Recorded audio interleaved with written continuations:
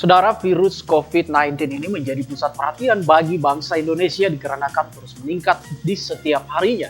Dampak dari adanya pandemi ini sangat merugikan masyarakat terutama pada berbagai bidang seperti perekonomian, kesehatan, pendidikan, dan sebagainya. Saat ini pemerintah Indonesia tengah berupaya untuk melakukan tahapan vaksinasi. Tentu saja hal ini tidak mudah. Lalu apa pandangan gereja soal vaksinasi? Kami akan menyajikan dalam edisi spesial HUT Pekabaran Injil di Tanah Papua ke-166 tahun dalam program Opsi. Kami menyajikan, Anda memilih. Bersama saya, Andrew Woria.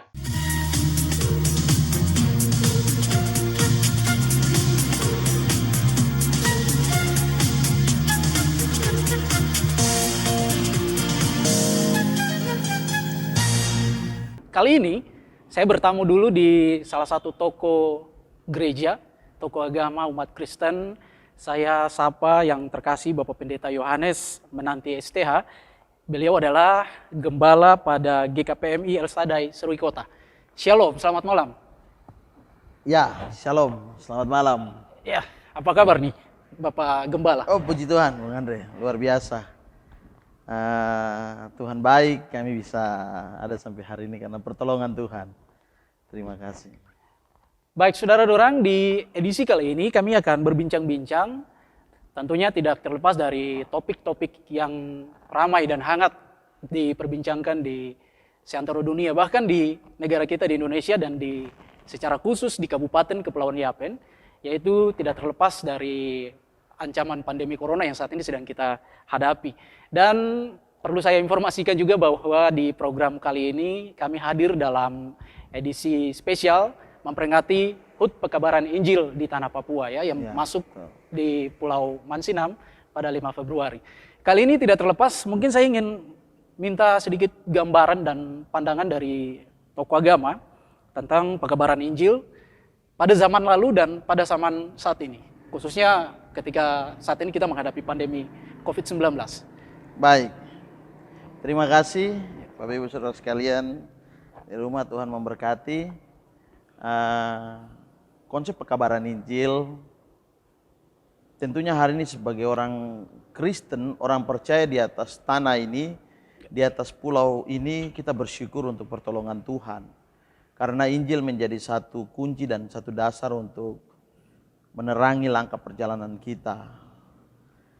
Injil diberitakan dari dunia yang gelap dan memberikan pemahaman baru, sehingga hari ini orang-orang kulit hitam kulit keriting rambut yang kita sekarang ini bisa tahu firman, bisa tahu Injil, dan bisa memaknai bagian itu dengan hidup. Meskipun dalam perjalanan seutuhnya terkadang tidak langsung plak paham 100%, tapi ada bagian-bagian penting yang membuat sehingga hari ini kita bisa berdiri dan memahami maksud Tuhan atas tanah ini. Begitu. Baik, Pak Gembala, mungkin kalau dari penjelasan Pak Gembala tadi, kira-kira saat ini tantangan apa yang dihadapi oleh umat Tuhan? Ya, jadi Pekabaran Injil yang menjadi kunci dasar kita kan ada dalam 1 Korintus pasalnya yang ke-9 ayat 16c, itu kan dia bilang begini, celakalah aku jikalau aku tidak memberitakan Injil. Adalah satu pernyataan dari Rasul Paulus mengenai pentingnya beritakan Injil.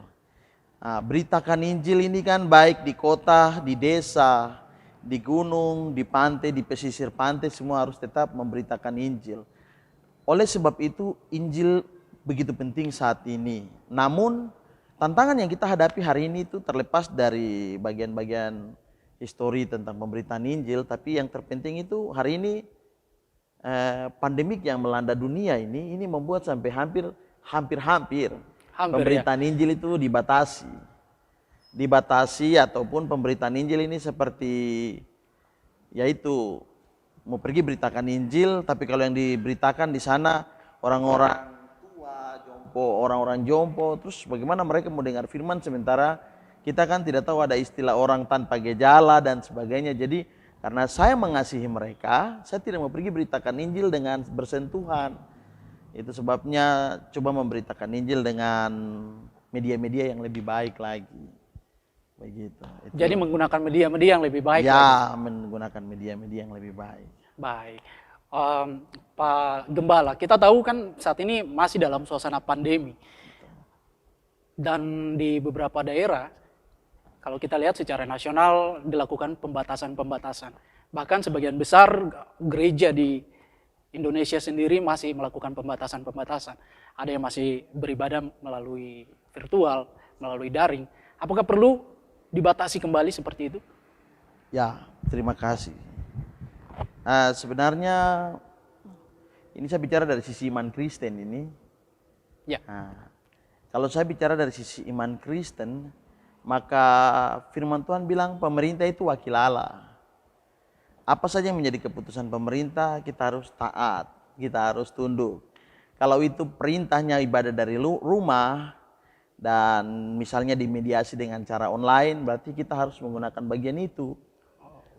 Persoalannya hari ini, jaringan internet di Pulau Yapen beda dengan di Pulau Jawa. Dan ini menjadi tantangan. Itu tantangan utama kita. Terus tidak semua orang pegang HP Android. Ya. Tidak semua orang pegang HP Android. Ada jemaat yang juga mereka tidak punya HP Android, bahkan sudah terbiasa untuk datang ke gereja. Jadi bagian ini yang seringkali menjadi tantangan besar dalam pekabaran Injil. Namun saran saya bersyukur untuk pertolongan Tuhan, sebab hikmat Tuhan berikan kepada pemerintah sehingga hari ini dalam ibadah tetap memperhatikan protokoler kesehatan. Saya pikir jaga jarak, tidak bersalaman, cuci tangan sebelum masuk, ukur suhu. Kalau itu di atas 36, di atas 37 ke 38 disuruh pulang istirahat. Ini kan secara baik kita bisa memberitakan Injil juga. Cuma ya kendala kita kan ada pada kalau langsung ibadah diputuskan plek, gereja tutup dan ibadah dari rumah karena mengingat kondisi. Saya pikir agak kurang efektif dan memang ada banyak jemaat akan mengeluh pada bagian itu. Gitu. Ini menarik sekali ya pemirsa, tadi dijelaskan oleh Pak Pendeta bahwa pemerintah adalah wakil Allah. Jadi sekarang timbul lagi satu pertanyaan yang mungkin pemirsa di rumah juga pasti bertanya ya, saat ini pemerintah sedang gencar-gencarnya melaksanakan program vaksinasi. Dan timbul satu pertanyaan, saya jadi ingin menggali-gali sedikit dulu, apa pandangan dari gereja tentang vaksinasi sendiri. Ya mungkin Bapak Gembala bisa ceritakan sedikit pandangan dulu buat kita semua. Baik, bermula dari pandemi corona masuk, terus virus ini hampir tidak ada, dia punya obat untuk mengatasi, tidak ada antivirusnya. Setelah beberapa saat kita mulai jaga jarak dan semua, akhirnya ditemukanlah vaksin untuk semua. Siapa yang menggunakan vaksin maka dia pasti tertolong. Artinya itu yang menjadi asumsi dari kita hari ini, pemahaman. Cuma kan sekarang saya bicara iman Kristen ini, artinya kendala yang kita hadapi di jemaat adalah ketika bilang semua jemaat siap vaksin. Jawabannya seperti apa? Jawabannya ada yang bilang, loh Pak Pendeta itu antikris. Pak Pendeta itu antikris. Itu lambang 666, itu kode setan. Bapak Ibu Saudara sekalian, maksud saya bagian ini kan menjadi satu dilematis untuk kami sebagai para hamba Tuhan. Sementara yang saya takutkan hari ini itu bukan masalah vaksin. Yang saya takutkan hari ini itu kan roh antikris itu kan ada dengan kita. Roh antikris itu kan jelas mabuk, bakalai, tidak pernah mengampuni. Kawin lebih dari satu, punya istri di rumah, pergi mama kedua, mama ketiga dan sebagainya. Ini kan roh antikris. Jadi ada yang bilang sama saya, Pak Pendeta, waktu vaksin, nanti di sini seperti ada chips dan itu dia akan turun menyeluruh ke seluruh tubuh. Saya berpikir bahwa harus ada sosialisasi dari pihak-pihak terkait yang lebih berkompeten dalam hal ini. Misalnya Ikatan Dokter memberikan penjelasan kepada kita para pimpinan gereja. Bapak-bapak, vaksin itu begini, begini, begini. Dampak buruk, dampak baiknya begini. Sehingga kami juga bisa memahami, ini kan terjadi miss. Belum ada sosialisasi, belum ada pemberitahuan untuk kita supaya kita tahu. Sehingga waktu sampai di jemaat, kami sampaikan juga ke jemaat. Waktu ada yang melawan bilang, Pak itu antikris, kita akan kasih penjelasan begitu. Nah, ini memang tantangan ini luar biasa dan jujur kami merasa ini sangat sulit. Artinya situasi bagian ini mengenai vaksin ini, bahkan ada yang bilang lebih tidak usah vaksin. Dan kami tidak akan mau vaksin. Ada yang bikin pernyataan, Ya. saya tubuh tidak akan vaksin. Tidak akan vaksin sebab vaksin itu berdampak pada hal yang salah. Nah, saya lihat kejanggalannya di sini, Pak Andre. Saya lihat kejanggalannya itu ada pada tidak ada sosialisasi. Beberapa saat yang lalu saya dengar ada sosialisasi di RRI. Tidak semua orang setel RRI, tidak semua orang putar RRI. Itu sebabnya harus ada sosialisasi, para pimpinan umat dipanggil, dikasih penjelasan, terjadi dialog di sana. Mereka pulang bawa hasil pemahaman, setelah itu dibagikan. Berarti ini menjadi salah satu pekerjaan rumah yang harus dilakukan oleh pemerintah daerah Benar. dalam memberikan sosialisasi tentang vaksinasi. Benar. Baik sekali. Luar biasa sekali karena hampir sebagian besar pertanyaannya menjadi masalah yang perlu didiskusikan dari pandangan gereja sudah dijawab oleh Bapak Gembala. Sekarang satu pertanyaan lagi nih, Pak Gembala. Yang ingin saya tanyakan nih, sekarang rata-rata bukan hanya di dalam gereja saja, ketika pemerintah daerah beberapa waktu lalu melakukan sosialisasi di pasar untuk penerapan penggunaan protokol kesehatan, menggunakan masker, mencuci tangan, menjaga jarak. Ada suara-suara dari masyarakat yang mengatakan bahwa kami adalah dari pandangan iman Kristen, kami adalah umat pilihan. Corona tidak akan kenal kepada kami. Kalau dari pandangan gereja seperti apa? Apakah masyarakat ini lebih takut kepada corona atau lebih takut kepada Tuhan? Ya, baik, terima kasih. Artinya sebenarnya terima kasih Pak Andre. Iya. Pernyataan ini kita harus pilih. Mindset kita selama ini kan salah. Jadi saya iman bukan berarti saya jalan tanpa masker. Oh ya. Ya, ketika saya beriman maka saya harus pakai masker. Karena di rumah, misalnya di rumah saya ada orang tua, ada mama saya, umur 60 atau 70 tahun, orang tua tinggal dengan saya. Kalau saya mengasihi mereka, mau mereka tetap umur panjang, maka saya harus pakai masker, cuci tangan, jaga jarak, waktu pulang ke rumah sehingga mereka tidak virus itu tidak menjadi terjangkit. transfer media di saya dan kena di mereka. Oh, itu sebabnya kalau bilang tidak ada iman dan ada iman itu sebenarnya saya pikir itu bukan option sebenarnya. Oh, baik. Tidak boleh ada pada masyarakat, tidak boleh ada pada option ini. Karena tidak punya iman pakai masker, karena punya iman tidak boleh pakai masker. Sebenarnya ini keliru, saya mau kasih tahu bahwa ini keliru. Kita harus mematuhi bagian ini. Beberapa saat yang lalu saya memahami bahwa ini mungkin ada suatu penyakit yang dibuat hanya untuk mengada-ngada, tapi hari ini corona ada di sekitar kita. Hari ini corona ada di sekitar kita. Dan bagian ini kan menjadi satu tantangan. Oleh sebab itu, mari sama-sama stop kepala batu, keras kepala, terus kita patuhi protokoler yang ada. Pakai masker, tidak berjabat tangan ataupun tidak bersalaman. Sehingga sama-sama umur panjang gitu.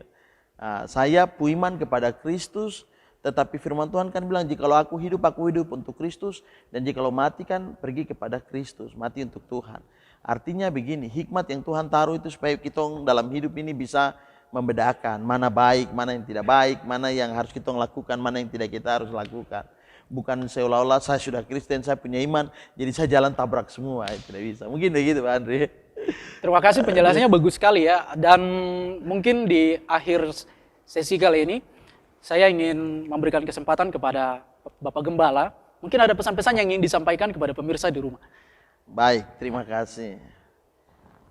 Satu hal yang menjadi kekuatan kita hari ini adalah jaga iman di hadapan Tuhan. Bapak Ibu Saudara sekalian, pandemi ini melanda dunia di seluruh negara, seantero negara, semua daerah, tidak terkecuali. Kepulauan Yapen ini semua tempat. Hari ini yang bisa bikin kita bertahan adalah yang pertama, jaga iman di hadapan Tuhan. Yang kedua, jaga imun kita tetap terjaga. Yang ketiga, jaga jarak, tidak boleh bersalaman semua. Artinya begini, Tuhan memberkati ketaatan. Tuhan tidak memberkati kepala batu, keras kepala, tapi Tuhan memberkati ketaatan. Ketaatan akan melahirkan satu sukacita, damai, dan keberhasilan. Sekali lagi, pandemi ini ada, tapi saudara harus tetap percaya bahwa Tuhan akan melindungi saudara dengan cara apa? Patuhi protokoler yang ada. Kita punya iman, kita percaya Kristus Yesus sanggup menolong kita. Ya Allah mampu berjalan di atas air mendapati para murid. Dia mampu mengubah air menjadi anggur di kota Kana. Maka Tuhan akan tolong saudara dari wabah ini. Tuhan akan melindungi saudara. Tetapi kita juga kan harus tahu diri. Saya tahu diri karena Tuhan akan melindungi saya harus pakai masker, saya cuci tangan, saya tetap dijaga oleh Tuhan. Terima kasih Pak Andre, Tuhan memberkati. Ya, terima kasih Bapak Gembala dan saudara dorang semua. Itu adalah closing statement dari narasumber kami dalam program Dialog Opsi hari ini. Dan kalau boleh saya menyampaikan garis besar kesimpulan pembicaraan kita terkait dengan topik hari ini.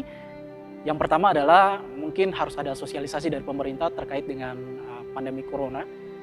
Secara khusus pada vaksinasi yang akan dihadapi oleh masyarakat di Kabupaten Kepulauan Yapen. Dan juga untuk seluruh warga masyarakat harus tetap mentaati protokol kesehatan dengan menerapkan 3M, yaitu menggunakan masker, mencuci tangan, dan juga menjaga jarak. Dan semoga tayangan ini bisa menambah wawasan dan juga bisa memberkati seluruh umat Tuhan, terutama di momen spesial HUT Pekebaran Injil di Tanah Papua. Akhirnya saya, Andrew Woria, kami pamit, kami pisah dan akan bertemu pada topik-topik menarik dalam program Dialog Opsi. Kami menyajikan, Anda memilih. Terima kasih Bapak Gembala.